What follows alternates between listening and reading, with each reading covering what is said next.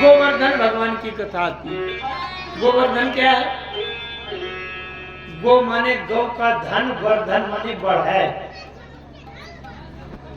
आज के समय में गोवर्धन सब खत्म है, साफ है। गोवर्धन केवल गोबर को बना लेना नहीं,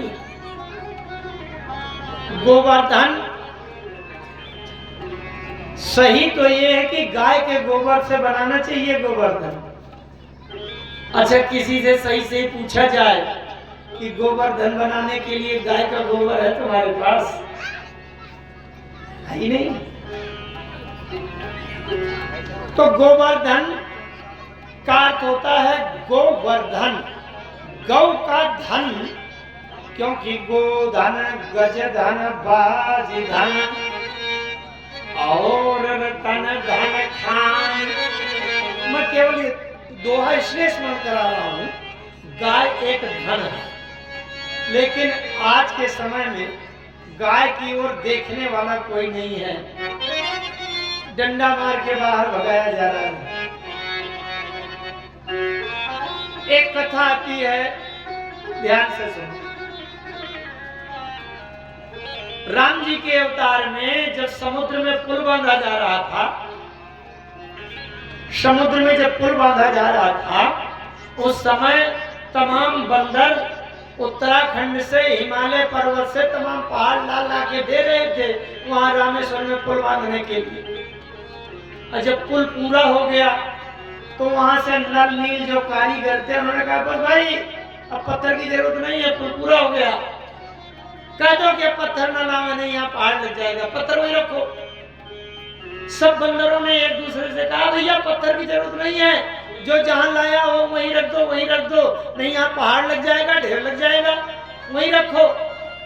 हनुमान जी सुमेरु पर्वत से, जहां देवता रहते हैं, वहां से सुमेरु पर्वत का एक शिखर उखाड़ कर चले थे कि मैं इसको जाकर के रामेश्वरम। अब सुमेरु पर्वत का शिखर जिसको उखाड़ा हनुमान जी ने, उसने कहा हनुमान जी क्यों उखाड़ रहे हो, हमारे ऊपर देवता बैठे हैं, हमें यहाँ से मत हटाओ।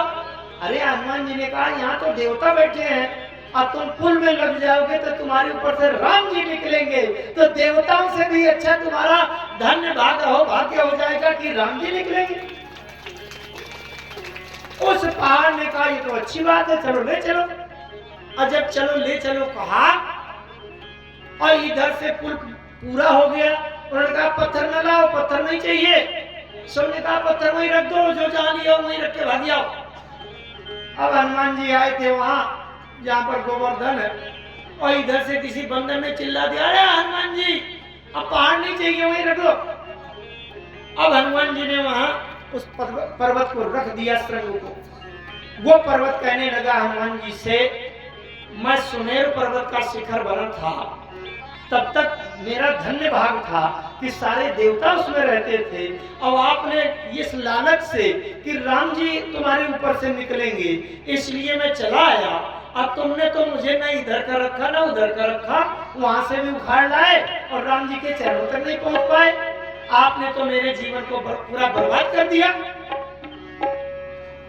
हनुमान जी ने वहीं से राम जी से कहा सरकार ये तो बड़ा अपराध हो गया है, पहाड़ कहता है कि मुझे वहां से उखाड़ लाए और राम जी के पास भी नहीं भेजा, तो न मुझे इधर का रखा न उधर का रखा।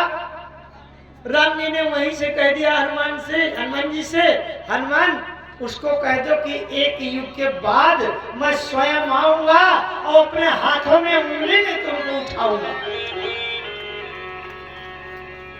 हनुमान जी ने कहा कि राम जी ने कह दिया है कि अगले युग में जब भगवान अवतार लेके आएंगे तो तुम्हारे पास स्वयं चल करके आएंगे और तुमको उंगली में उठाएंगे। उस पहाड़ ने कहा क्या विश्वास क्या भरोसा, यही कह करके तुम उठा लाए थे, अब आगे एक युग के बाद आवे ना आवे क्या हो। तो हनुमान जी ने कहा चिंता न करो, मैं तुम्हारे पास सदैव रहूंगा। जो लोग गोवर्धन गए हो, गोवर्धन की परिक्रमा में आपने देखा होगा पूंछड़ी का लौठा एक जगह गए हैं, कोई गोवर्धन इतने पूंछड़ी का लौठा एक उसी परिक्रमा मार्ग में मिलता है। 21 किलोमीटर की पूरी परिक्रमा है, 7 कोस की। वो पूंछड़ी का लौठा मुझसे बनाए और मंदिर है, वो स्वयं हनुमान जी वहां बैठ गए और उन्होंने कहा मैं जिम्मेदार हूं और मैं भगवान को बुला करके आपके पास लाऊंगा, अब तुम्हारे ऊपर ही गौचारण करेंगे और तुमको अपनी उंगली मिठाएंगे। एक कथा और है, एक कथा और है। एक बार दो भक्त थे भगवान के, उनको भगवान भोजन करा रहे थे अपने वहां अयोध्या जी में। सीता जी बना रही थी और बना रही थी, भोजन करवा रही थी, भोजन करते जा रहे थे, करते जा रहे थे, करते जा रहे। जितना सीता जी बनावे, चाहे 10 कुंटल बनावे, चाहे जितना बना हो, पूरा भंडार ऐसे मुंह खोल दे, डाल दो। डालते सीता जी ने कहा राम जी से, सरकार ये क्या आफत दे दिया, इनका तो पेटे नहीं भर रहा, चाहे जितने डलवा के डलवा ले जाओ, डाल दो इसके मुंह। राम जी ने कहा सीता ऐसा करो, हनुमान को बुलाओ जल्दी से। हनुमान को बुलाया गया और हनुमान जी से राम जी ने कहा, राम जी ने सीता जी से कहा हनुमान से कहो तो इनके सिर में एक एक चावल का दाना रख दे तो इनका भोजन करना बंद हो जाएगा। तो ऊपर से चावल का दाना रख दिए, बोले भोजन करना तो बंद हो गया। बीच में आ गए पानी पीना है, उन दोनों ने कहा पानी पीना है। राम जी ने कहा पानी अभी नहीं पिला पाऊंगा, एक युग की प्रतीक्षा करना पड़ेगा, अगले युग में द्वापर युग में जब मैं आऊंगा तब तुमको पानी पिलाऊंगा। वो गोवर्धन के इस कथा में जब 7 दिन वर्षा होगी तब भगवान कृष्ण कहेंगे कि वो त्रेता युग के भोजन के बाद अब ये पानी पियो 7 दिन के जो वर्षा होगी। गोवर्धन में गौचारण करते थे और गोवर्धन के क्षेत्र में वृक्षों में फल लगते थे, तमाम गौओं का धन बढ़ता था, चारा मिलता था। अब गोवर्धन साक्षात देव स्वरूप हैं। एक बार इंद्र ने कहा कि मेरी एक दिन पूजा हुआ करेगी। नंद बाबा पूजा करते थे इंद्र की। कन्हैया ने नंद बाबा से पूछा बाबा ये इंद्र की पूजा क्यों करते हो? अरे बोले लल्ला ये इंद्र ही हमको जल बरसाता है, अन्न देता है और इंद्र अगर कुपित हो जाएंगे तो हमारे यहाँ प्रलय आ जाएगा, अनिष्ट हो जाएगा, इसलिए हमें इंद्र की ही पूजा करने दो। और इंद्र को अहंकार हो गया था, इंद्र ने भी भगवान कृष्ण को झूठा मान लिया था कि मैं देखता हूँ इसका अहंकार मर्दन करूंगा। भगवान कृष्ण ने कहा नहीं बाबा, नंद जी कहते हैं पर्जन्यो भगवान इंद्रो में घास्तमात्मोदया। पर्जन्य कहते हैं बादल को। जब इंद्रदेव प्रसन्न होते हैं तो बादल उत्पन्न करते हैं, बादल जल बरसाता है और जल से ही अन्न मिलता है, इसलिए इंद्र की पूजा करने का विधान है।